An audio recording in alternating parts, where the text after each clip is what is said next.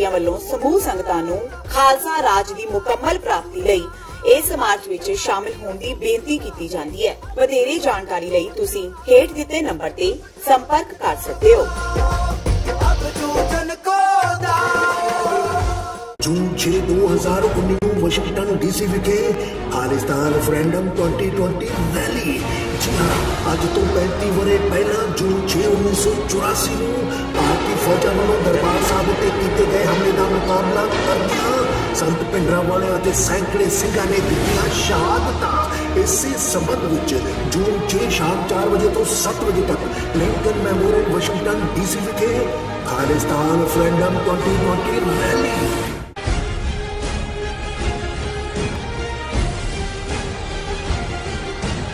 दर्शकों, ब्रेक तो बाद तुहाडा सब दा निੱਘਾ स्वागत है। ਅਸੀਂ ਉਹਨਾਂ ਸਭ ਦਰਸ਼ਕਾਂ ਦਾ ਬਹੁਤ-ਬਹੁਤ ਸ਼ੁਕਰੀਆ ਅਦਾ ਕਰਦੇ ਹਾਂ ਜਿਹੜੇ ਸਾਨੂੰ ਐਵਰੀਡੇ ਲਿਖਦੇ ਨੇ, ਲਿਖਤਾਂ ਰਾਹੀਂ ਆਪਣਾ ਮਾਣ ਤੇ ਪਿਆਰ ਸਾਨੂੰ ਭੇਜਦੇ ਨੇ। ਸੋ ਥੋੜੇ ਹੀ ਪਲਾਂ ਵਿੱਚ ਅਸੀਂ ਉਹ ਸਭ ਡਿਸਕਸ ਕਰਨ ਜਾ ਰਹੇ ਹਾਂ, ਪਰ ਉਸ ਤੋਂ ਪਹਿਲਾਂ ਅੱਜ ਦਾ ਜੋ ਅਹਿਮ ਇਸ਼ੂ ਹੈ ਉਸ ਬਾਰੇ ਆਪਾਂ ਡਾਕਟਰ ਸਾਹਿਬ ਕੋਲੋਂ ਉਹਨਾਂ ਦੇ ਵਿਚਾਰ ਸੁਣਦੇ ਹਾਂ। ਤੁਸੀਂ ਸਾਡੇ ਨਾਲ ਇਸੇ ਤਰ੍ਹਾਂ ਹੀ ਜੁੜੇ ਰਹਿਣਾ। ਜੀ ਡਾਕਟਰ ਸਾਹਿਬ, ਕੀ ਕਹਿਣਾ ਚਾਹੋਗੇ? ਦੇਖੋ, ਗੰਗਾ ਮਈਆ, ਅਸੀਂ ਕਿਸੇ ਦੇ ਮਜ਼ਹਬੀ ਜਜ਼ਬਾਤਾਂ ਨੂੰ ਕਦੇ ਠੇਸ ਪਹੁੰਚਾਉਣ 'ਚ ਯਕੀਨ ਨਹੀਂ ਰੱਖਦੇ ਜੀ, ਪਰ ਜਦੋਂ ਤੁਸੀਂ ਫੈਕਟਸ ਦੇ ਉੱਤੇ ਗੱਲ ਕਰਦੇ ਹੋ ਤਾਂ ਤੁਹਾਨੂੰ ਫੈਕਟ ਦੇਣੇ ਪੈਂਦੇ ਨੇ। ਬਿਲਕੁਲ। ਇੱਕ ਪਾਸੇ ਸਭ ਤੋਂ ਡਰਟੀ, ਜਿਸ ਨੂੰ ਮੈਂ ਜੇ ਸ਼ੈਤਾਨ ਦੀ ਇਨਕਾਰਨੇਸ਼ਨ ਕਹਾਂ, ਮੋਦੀ, ਜਿਹਦੇ ਹੱਥ, ਜਿਹਦਾ ਮੂੰਹ ਜਿਹੜਾ ਹੈ ਉਹ ਭਰਿਆ ਹੋਇਆ ਉਸ ਬੇਗੁਨਾਹ ਇਨਸਾਨਾਂ ਦੇ ਖੂਨ ਦੇ ਨਾਲ, ਜਿਹੜਾ 2002 'ਚ ਨੇ ਹਜ਼ਾਰਾਂ ਮੁਸਲਮਾਨਾਂ ਦਾ ਗੁਜਰਾਤ 'ਚ ਵਹਾਇਆ, ਔਰ ਜਿਹਦੀਆਂ ਨੀਤੀਆਂ ਨੇ ਭਾਰਤ ਭਰ ਦੇ ਵਿੱਚ ਉਹ ਲਿੰਚਿੰਗ ਹੋਏ, ਉਹ ਕਤਲ ਹੋਣ, ਉਹ ਲੋਕਾਂ ਦੀਆਂ ਮੁੱਢਲੀਆਂ ਆਜ਼ਾਦੀਆਂ ਹੋਣ, ਉਹਨਾਂ ਨੂੰ ਖੋਇਆ।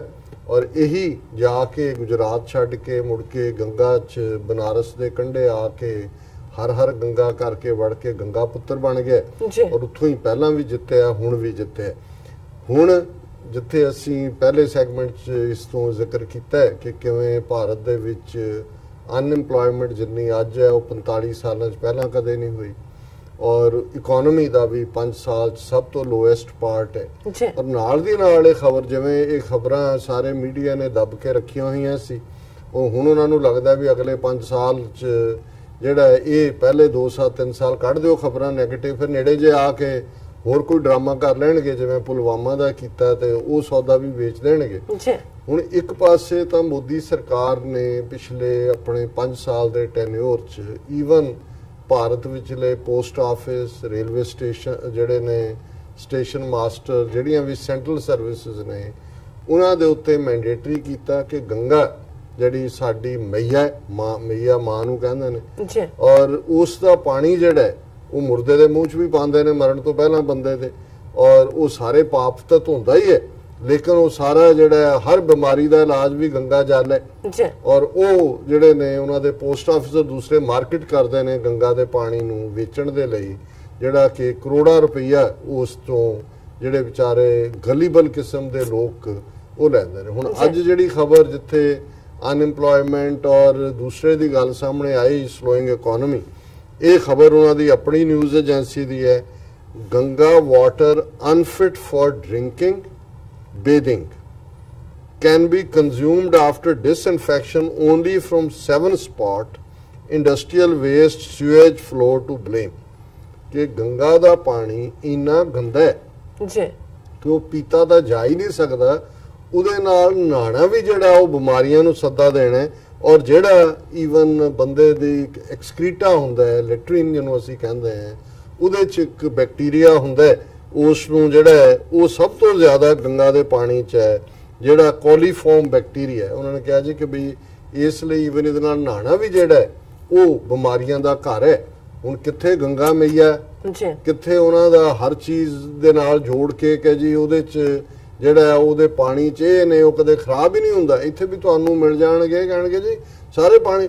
ਉਹਦੇ ਲਈ ਫਰਾਂਸ ਸਰਕਾਰ ਤੋਂ ਅੱਜ ਤੋਂ 15 ਸਾਲ ਪਹਿਲਾਂ ਉਹਨਾਂ ਨੇ ਮਿਲੀਅਨਸ ਆਫ ਡਾਲਰਸ ਲਏ ਜੀ ਸਾਫ਼ ਕਿਵੇਂ ਕਰਨੀ, ਔਰ ਇਹ ਗੰਦੀ ਹੁੰਦੀ ਚਲੀ ਗਈ। ਔਰ ਇਹ ਰਿਪੋਰਟ ਕਿਸੇ ਹੋਰ ਦੀ ਨਹੀਂ ਹੈ, ਇੰਡੀਅਨ ਗਵਰਨਮੈਂਟ ਦੇ ਕੰਟਰੋਲ 'ਚ ਜਿਹੜਾ ਸੈਂਟਰਲ ਪੋਲਿਊਸ਼ਨ ਕੰਟਰੋਲ ਬੋਰਡ ਹੈ ਉਹਨਾਂ ਦੀ ਰਿਪੋਰਟ ਹੈ, ਜੇ ਕਿਸੇ ਅਮਰੀਕਨ ਜਾਂ ਕਿਸੇ ਹੋਰ ਇਹਨਾਂ ਨੇ ਕਹਿਣਾ ਜੀ ਇਹ ISI ਦਾ ਕੰਮ, ਇਹ ਖਾਲਿਸਤਾਨੀਆਂ ਦਾ ਕੰਮ।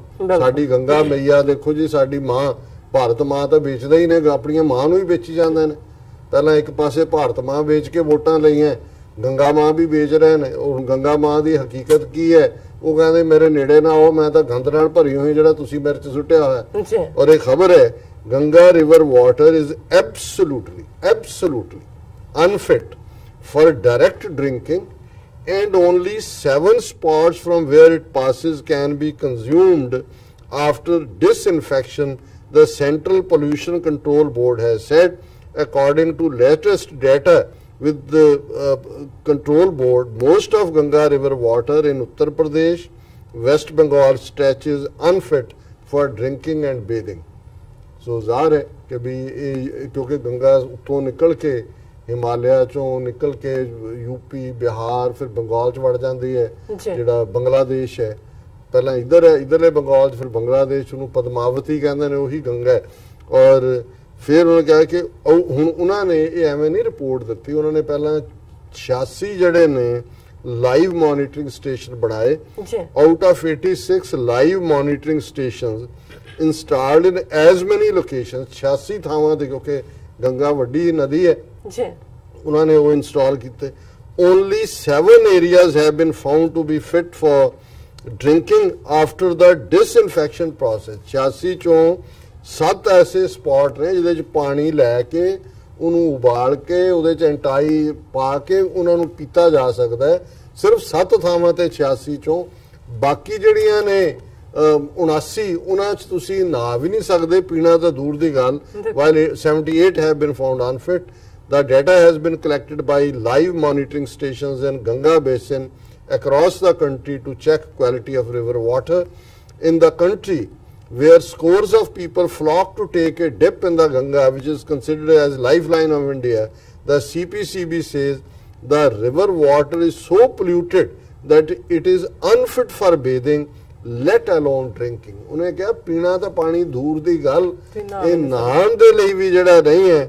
ਔਰ ਉਹਦੇ ਚ ਅੱਗੇ ਪੂਰੀ ਵੇਰਵਾ ਹੈ ਕਿ ਕਿਹੜਾ ਕਿਹੜੀ ਥਾਂ ਤੇ ਅਨਫਿਟ ਹੈ। 78 ਮੋਨੀਟਰਿੰਗ ਥਾਵਾਂ ਉਹਨਾਂ ਨੇ ਕਿੱਥੇ ਕਿੱਥੇ ਲਾਈਆਂ, ਗੋਮਤੀ ਰਿਵਰ ਤੇ, ਪਸੌਲਾ ਬਿਹਾਰ, ਕਾਨਪੁਰ, ਗੋਲਾਘਾਟ, ਵਾਰਾਣਸੀ, ਡਾਲਮੂ, ਰਾਏ ਬਰੇਲੀ, ਸੰਗਮ, ਇਲਾਹਾਬਾਦ, ਸਾਰੀਆਂ ਜਿਹੜੀਆਂ ਨੇ ਗੰਦ ਦੀਆਂ ਭਰੀਆਂ ਹੋਈਆਂ। ਔਰ ਹੁਣ ਜੇ ਅਸੀਂ ਇਸ ਖਬਰ ਨੂੰ ਪੜ੍ਹ ਦਿੱਤਾ ਹੈ ਤੇ ਕੋਈ ਇਸ ਕਿਸਮ ਦਾ ਟੁੱਚਾ ਇਹ ਕਹੇ ਜੀ ਦੇਖੋ ਸਾਡੀਆਂ ਹਿੰਦੂਆਂ ਦੀਆਂ ਭਾਵਨਾਵਾਂ ਆਹਤ ਕੀਤੀਆਂ, ਤੁਸੀਂ ਲੋਕਾਂ ਨਾਲ ਧੋਖਾ ਕਰ ਰਹੇ ਹੋ। ਤੁਸੀਂ ਇੰਨੀ ਗੰਦੀ ਜਿਹਦੇ ਚ ਇਹ ਕੋਲੀਫਾਰਮ ਬੈਕਟੀਰੀਆ ਜਿਹੜਾ ਖਤਰਨਾਕ ਇਨਫੈਕਸ਼ਨ ਹੈ, ਤੁਸੀਂ ਉਹ ਵੇਚ ਰਹੇ ਹੋ। ਲੋਕ ਪੈਸੇ ਦੇ ਰਹੇ ਨੇ ਤੁਹਾਨੂੰ, ਤੁਸੀਂ ਕਰੋੜਾਂ ਲੋਕ ਆ। ਅਰਧ ਕੁੰਭ ਨੇ ਯੋਗੀ ਨੇ ਡਰਾਮਾ ਕੀਤਾ ਕਿ ਜੀ ਕੁੰਭ ਤਾਂ ਜਿਹੜਾ ਉਹ ਹਰਿਦੁਆਰ ਲੱਗਦਾ ਹੈ, ਅਰਧ ਕੁੰਭ ਜਿਹੜਾ ਉਹ ਅਸੀਂ ਪ੍ਰਯਾਗਰਾਜ ਜਿਹਦਾ ਨਾਂ ਇਲਾਹਾਬਾਦ ਤੋਂ ਕੱਟ ਕੇ ਲਾ ਦਿੱਤਾ ਹੈ, ਉੱਥੇ ਤੁਸੀਂ ਆਪਣਾ ਸੌਦਾ ਵੇਚ ਰਹੇ ਹੋ। ਸ਼ਰਮ ਆਉਣੀ ਚਾਹੀਦੀ ਹੈ। ਤੁਸੀਂ ਰੱਬ ਦੇ ਨਾਂ ਤੇ, ਮਜ਼ਹਬ ਦੇ ਨਾਂ ਤੇ, ਉਹ ਗੰਗਾ ਵੀ ਕਹਿੰਦੇ ਹੋਣੇ ਆ ਮੇਰੇ ਕਪੁੱਤਰ, ਮੈਂ ਕਿਹੋ ਜਿਹੀ, ਮੈਂ ਕਿੱਥੋਂ ਜੰਮ ਦਿੱਤੇ ਨੇ, ਕਿਹੜੇ ਮੁਲਕ 'ਚ ਮੈਂ ਵਗਦੀ ਹਾਂ, ਕਿਤੇ ਅਮਰੀਕਾ 'ਚ ਵਗਦੀ ਹੁੰਦੀ, ਘੱਟੋ ਘੱਟ ਸਫਾਈ ਤਾਂ ਹੁੰਦੀ। ਬਿਲਕੁਲ ਡਾਕਟਰ ਸਾਹਿਬ, ਹੁਣ ਆਪਾਂ ਦਰਸ਼ਕਾਂ ਦੇ ਮੈਸੇਜ ਅੱਗੇ ਜਿਹੜੇ ਸ਼ੇਅਰ ਕਰਦੇ ਆ। ਐਸਐਲ ਸੁਰਿੰਦਰ ਜੀ ਸਾਨੂੰ UK ਤੋਂ ਲਿਖਦੇ ਨੇ ਔਰ ਉਹਨਾਂ ਦੀ ਲਿਖਤ ਦਾ ਹੈਡਿੰਗ ਹੈਗਾ ਹੈ ਇਮਰਾਨ ਖਾਨ ਦੀ ਗੈਰ ਹਾਜ਼ਰੀ। ਨਰਿੰਦਰ ਮੋਦੀ ਦਾ ਸਹੁੰ ਚੁੱਕ ਸਮਾਗਮ ਹੋ ਚੁੱਕਾ ਹੈ। ਇਸ ਮੌਕੇ ਸਾਰੇ ਸਾਰਕ ਦੇਸ਼ਾਂ ਨੂੰ ਸੱਦਾ ਪੱਤਰ ਭੇਜਿਆ ਗਿਆ, ਲੇਕਿਨ ਭਾਰਤ ਨੇ ਪਾਕਿਸਤਾਨ ਦੇ ਪ੍ਰਧਾਨ ਮੰਤਰੀ ਇਮਰਾਨ ਖਾਨ ਨੂੰ ਇਹ ਸੱਦਾ ਪੱਤਰ ਨਹੀਂ ਦਿੱਤਾ। ਹਾਲਾਂਕਿ ਇਮਰਾਨ ਖਾਨ ਸਾਹਿਬ ਨੇ ਮੋਦੀ ਨੂੰ ਜਿੱਤ ਦੀ ਵਧਾਈ ਦਿੱਤੀ। ਇਸ ਤਰ੍ਹਾਂ ਮੋਦੀ ਸਰਕਾਰ ਦੀਆਂ ਆਪਣੇ ਗੁਆਂਢੀ ਦੇਸ਼ ਪਾਕਿਸਤਾਨ ਨਾਲ ਨੀਤੀਆਂ ਸਪਸ਼ਟ ਸੁਨੇਹਾ ਦੇ ਰਹੀਆਂ ਹਨ। ਵੈਸੇ ਵੀ ਮੋਦੀ ਨੂੰ ਹਿੰਦੂ ਰਾਸ਼ਟਰ ਇਸੇ ਲਈ ਵੋਟ ਦਿੰਦਾ ਹੈ ਕਿਉਂਕਿ ਉਹ ਪਾਕਿਸਤਾਨ ਨਾਲ ਸਦਾ ਖਿਚਾਅ ਰੱਖ ਕੇ ਰਾਜ਼ੀ ਹੈ। ਪੰਜਾਬ ਜਿਹੜਾ ਕਿ ਪਾਕਿਸਤਾਨ ਦੀ ਸਰਹੱਦ ਨਾਲ ਲੱਗਦਾ ਹੈ, ਪੰਜਾਬ ਦਾ ਬਹੁਤ ਵੱਡਾ ਹਿੱਸਾ ਪਾਕਿਸਤਾਨ ਵਿੱਚ ਹੈ, ਜਿਸ ਨੂੰ ਅਸੀਂ ਲਹਿੰਦਾ ਪੰਜਾਬ ਕਹਿੰਦੇ ਹਾਂ। ਲਹਿੰਦੇ ਪੰਜਾਬ ਨਾਲ ਸਾਡੀਆਂ ਭਾਵਨਾਤਮਕ ਸਾਂਝਾਂ ਹਨ। ਪਹਿਲੇ ਪਾਤਸ਼ਾਹ ਸ੍ਰੀ ਗੁਰੂ ਨਾਨਕ ਸਾਹਿਬ ਜੀ ਦਾ ਜਨਮ ਅਸਥਾਨ ਨਨਕਾਣਾ ਸਾਹਿਬ ਪਾਕਿਸਤਾਨ ਵਿੱਚ ਹੈ। ਗੁਰੂ ਨਾਨਕ ਸਾਹਿਬ ਦੀ ਆਖਰੀ ਆਰਾਮਗਾਹ ਕਰਤਾਰਪੁਰ ਸਾਹਿਬ ਪਾਕਿਸਤਾਨ ਵਿੱਚ ਹੈ। ਸਿੱਖੀ ਦਾ ਧੁਰਾ ਪਾਕਿਸਤਾਨ ਵਿੱਚ ਹੈ। ਸਿੱਖ ਗੁਰੂ ਸਾਹਿਬਾਨ ਪਾਕਿਸਤਾਨ ਦੇ ਬਹੁਤੇ ਵੱਡੇ ਹਿੱਸੇ ਵਿੱਚ ਵਿਚਰਦੇ ਰਹੇ ਹਨ। ਇਸੇ ਕਾਰਨ ਸਿੱਖੀ ਦੀ ਜੜ ਅਫਗਾਨਿਸਤਾਨ ਈਰਾਨ ਤੱਕ ਫੈਲ ਗਈ।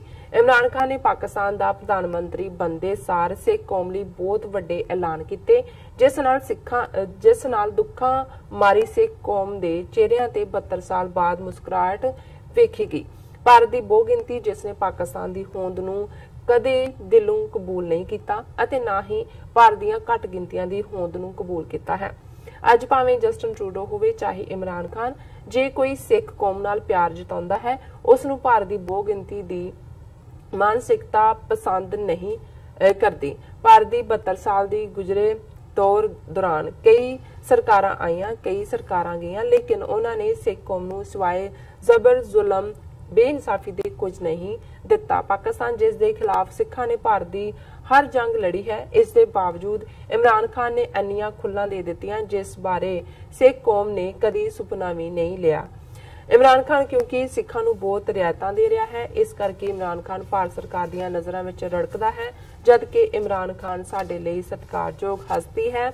ਇਮਰਾਨ ਖਾਨ ਦੇ ਦਿੱਲੀ ਨਾ ਆਉਣ ਨਾਲ ਪਾਕਿਸਤਾਨ ਨੂੰ ਬਹੁਤਾ ਫਰਕ ਨਹੀਂ ਪੈਣਾ, ਲੇਕਿਨ ਭਾਰਤ ਵਾਲੇ ਪਾਸਿਓਂ ਹਰ ਵਾਰ ਦੀ ਤਰ੍ਹਾਂ ਨਫ਼ਰਤ ਦਾ ਸੁਨੇਹਾ ਦਿੱਤਾ ਗਿਆ ਹੈ। ਜੀ ਡਾਕਟਰ ਸਾਹਿਬ ਸੁਰਿੰਦਰ ਜੀ ਬਹੁਤ ਬਹੁਤ ਸ਼ੁਕਰੀਆ। ਵੈਸੇ ਐਤਕੀ ਉਹਨਾਂ ਨੇ ਸਾਰਕ ਦੇਸ਼ਾਂ ਵਾਲਿਆਂ ਨੂੰ ਨਹੀਂ ਸੀ ਇਨਵਾਈਟ ਕੀਤਾ ਸਾਰਿਆਂ ਨੂੰ, ਕਿਉਂਕਿ ਉਹਦੇ 'ਚ ਫਿਰ ਅਫਗਾਨਿਸਤਾਨ ਵੀ ਆ ਜਾਂਦਾ ਹੈ। ਇਹਨਾਂ ਨੇ ਆਪਣੇ ਦੂਸਰੇ ਪਾਸੇ ਵਾਲੇ ਕੋਈ ਹੋਰ ਆਰਗੇਨਾਈਜੇਸ਼ਨ ਫਲੋਟ ਕੀਤੀ ਹੋਈ ਹੈ ਜਿਹਦੇ 'ਚ ਮਿਆਂਮਾਰ, ਨੇਪਾਲ ਔਰ ਬੰਗਲਾਦੇਸ਼, ਈਵਨ ਸ਼ਾਇਦ ਥਾਈਲੈਂਡ ਜਾਂ ਕੋਈ ਹੋਰ, ਉਹਨਾਂ ਨੂੰ ਇਨਵਾਈਟ ਕੀਤਾ ਸੀ। ਪਰ ਪਾਕਿਸਤਾਨ ਨੂੰ ਜਿਵੇਂ ਤੁਸੀਂ ਬਿਲਕੁਲ ਠੀਕ ਕਿਹਾ ਕੋਈ ਫਰਕ ਨਹੀਂ ਪੈਂਦਾ, ਕਿਉਂਕਿ ਜੇ ਇਮਰਾਨ ਖਾਨ ਨੂੰ ਇਨਵਾਈਟ ਕਰਦੇ ਹੋ ਆਉਂਦਾ ਹੈ 에ਅਰ ਸਪੇਸ ਇੰਡੀਆ ਦੇ 'ਚ, ਫਿਰ ਉਹਨਾਂ ਨੂੰ ਵੀ ਆਪਣਾ 에ਅਰ ਸਪੇਸ ਖੋਲ੍ਹਣਾ ਪੈਣਾ ਸੀ। ਹੁਣ ਉਹਨਾਂ ਨੇ ਵੀ 15 ਜੂਨ ਤੱਕ ਐਕਸਟੈਂਡ ਕਰ ਦਿੱਤਾ ਹੈ ਕਿ ਪਾਕਿਸਤਾਨ ਦੇ 에ਅਰ ਸਪੇਸ ਨੂੰ ਨਹੀਂ ਯੂਜ਼ ਕਰ ਸਕਦਾ ਕੋਈ ਇੰਡੀਆ ਦਾ ਜਹਾਜ਼। ਇਸ ਲਈ ਅੱਜ ਹੀ ਇੱਕ ਸੱਜਣ ਪਰਿਵਾਰ ਅਮਰੀਕਾ ਆਏ ਨੇ ਤੇ ਉਹ ਕਹਿਣ ਲੱਗੇ ਜੀ 2 ਘੰਟੇ ਉੱਥੋਂ ਲੇਟ ਚੱਲੇ, 2 ਘੰਟੇ ਲੇਟ ਹੋਏ। ਕਿਉਂ ਜੀ? ਕਿਉਂਕਿ ਪਾਕਿਸਤਾਨ ਦੇ 에ਅਰ ਸਪੇਸ ਨਹੀਂ ਜਾ ਸਕਦੇ, ਸੋ ਲੰਬੀ ਫਲਾਈਟ ਹੋਈ। ਸੋ ਇਸ ਦਾ ਨੁਕਸਾਨ ਇੰਡੀਆ ਨੂੰ ਇਕਨੋਮਿਕਲੀ ਵੀ ਹੋ ਰਿਹਾ ਤੇ ਪੋਲੀਟੀਕਲੀ ਮੇਰਾ ਖਿਆਲ ਹੈ ਵੀ ਇਮਰਾਨ ਖਾਨ ਜਿਹੜੇ ਨੇ ਉਹ ਆਪਣੇ ਵੱਲੋਂ ਤਾਂ ਉਹਨਾਂ ਦੀ ਕੋਸ਼ਿਸ਼ ਹੈ ਕਿ ਇੱਕ ਸਟੇਟਸਮੈਨ ਦੀ ਤਰ੍ਹਾਂ ਸਾਰੇ ਮਸਲੇ ਗੱਲਬਾਤ ਰਾਹੀਂ ਹੱਲ ਹੋਣ, ਲੇਕਿਨ ਇਹ ਹੁਣ ਇਹਨਾਂ ਹਿੰਦੂ ਤਵੀਆਂ ਨੇ ਦੇਖਣਾ ਹੈ ਵੀ ਇਹਨਾਂ ਨੇ ਕੀ ਰਸਤਾ ਅਖਤਿਆਰ ਕਰਨਾ ਹੈ। ਸੋ ਬਹੁਤ ਬਹੁਤ ਸ਼ੁਕਰੀਆ ਸੁਰਿੰਦਰ। ਭਾਈ ਗੁਰਮੀਤ ਸਿੰਘ ਬੱਬਰ ਜੀ ਸਾਂ ਲਿਖਦੇ ਨੇ, ਕਹਿੰਦੇ ਨੇ ਕਿ 1 ਜੂਨ 1991 ਅੱਜ ਸ਼ਹੀਦ ਭਾਈ ਜੋਗਾ ਸਿੰਘ ਖਾਨਪੁਰ ਜੀ ਦੀ 29ਵੀਂ ਬਰਸੀ ਹੈ। ਇਸ ਦਿਨ ਪਾਪੀ ਪੂਲੇ ਵੱਲੋਂ ਭਾਈ ਸਾਹਿਬ ਦੇ ਪਰਿਵਾਰ ਦੇ 7 ਜੀਆਂ ਨੂੰ ਬੜੀ ਬੇਰਹਿਮੀ ਨਾਲ ਸ਼ਹੀਦ ਕੀਤਾ ਗਿਆ ਸੀ। ਸਮੂਹ ਸੰਗਤ ਨੂੰ ਬੇਨਤੀ ਹੈ ਕਿ ਇਸ ਪਰਿਵਾਰ ਦੀ ਸਾਰ ਲਈ ਜਾਵੇ। ਪਲੀਜ਼ ਕੰਟੈਕਟ, ਉਹਨਾਂ ਨੰਬਰ ਦਿੱਤੇ ਨੇ, ਬੀਬੀ ਹਰਜੀਤ ਕੌਰ ਖਾਨਪੁਰ, ਉਹਨਾਂ ਦਾ ਨੰਬਰ ਹੈਗਾ 9198725726। ਫਿਰ ਦੁਬਾਰਾ ਮੈਂ ਰਿਪੀਟ ਕਰਦੀ ਹਾਂ 9198725726 ਔਰ ਦੂਸਰਾ ਉਹਨਾਂ ਦਾ ਨੰਬਰ ਹੈਗਾ ਭਾਈ ਮੰਗਲ ਸਿੰਘ ਖਾਨਪੁਰ ਜੀ ਦਾ, ਉਹਨਾਂ ਦਾ ਨੰਬਰ ਹੈਗਾ 9189695097। ਦੇਖੋ ਅਸੀਂ ਜਿਵੇਂ ਸੁਮੇਧ ਸੈਣੀ ਦਾ ਜ਼ਿਕਰ ਕੀਤਾ ਹੈ, ਇਹ ਜਿਹੜਾ ਪੂਲਾ ਜਿਵੇਂ 7 ਜੀ ਭਾਈ ਜੋਗਾ ਸਿੰਘ ਖਾਨਪੁਰ ਪਰਿਵਾਰ ਦੇ ਉਹਨੇ ਸ਼ਹੀਦ ਕੀਤੇ, ਇਹ ਉਹਦਾ ਭਰਾ ਬਣਿਆ ਹੋਇਆ ਸੀ ਸੁਮੇਧ ਸੈਣੀ ਦਾ। ਇਹਨਾਂ ਦਾ ਕੈਟ ਸੀ ਪੁਲਿਸ ਦਾ ਔਰ ਬੜੇ ਜ਼ਾਲਮਾਨਾ ਤਰੀਕੇ ਨਾਲ, ਔਰ ਇਹਨਾਂ ਨੇ ਪੂਰੀ ਅਦਾਲਤੀ ਲੜਾਈ ਵੀ ਲੜੀ ਹੈ। ਔਰ ਇਹ ਵੀਰ ਗੁਰਮੀਤ ਸਿੰਘ ਇਹਨਾਂ ਦਾ ਕਾਫੀ ਫਿਕਰ ਵੀ ਕਰਦੇ ਨੇ, ਇਹਨਾਂ ਦੀ ਅੱਜ ਕਾਲ ਵੀ ਸੀ ਔਰ ਮੈਂ ਕਿਹਾ ਸੀ ਕਿ ਜੀ ਅਸੀਂ ਜ਼ਰੂਰ ਉਹਨਾਂ ਨੂੰ ਟ੍ਰਿਬਿਊਟ ਵੀ ਦੇਵਾਂਗੇ। ਜੀ ਡਾਕਟਰ ਸਾਹਿਬ ਹੁਣ ਆਪਾਂ ਬ੍ਰੇਕ ਤੇ ਚੱਲਦੇ ਹਾਂ। ਮੈਂ ਕੁਇਕਲੀ ਬਾਜ ਸਿੰਘ ਹੋਰੀ ਉਹਨਾਂ ਨੇ ਕਿਹਾ ਵੀ ਉਹਨਾਂ ਦੀ ਫੇਸਬੁੱਕ ਸ਼ਾਇਦ ਕੰਮ ਨਹੀਂ ਕਰਦੀ, ਤੁਹਾਡੇ ਹੀ ਕੋਈ ਪਾਸੇ ਕੋਈ ਠੀਕ ਹੋਏਗਾ, ਕੋਈ ਖਰਾਬੀ ਹੋਏਗੀ? ਮੈਨੂੰ ਮੈਸੇਜ ਆਇਆ, ਮੈਂ ਲਿਖਿਆ ਪਤਾ ਬੁਲਾਈ ਹੋਈ ਹੈ ਉਹਨਾਂ ਨੇ, ਇਧਰ ਠੀਕ ਚੱਲ ਰਹੀ ਹੈ। ਔਰ ਉਹਨਾਂ ਨੇ ਲਿਖਿਆ ਕਿ terrorism is in power in India and fighters of social freedom are in prison.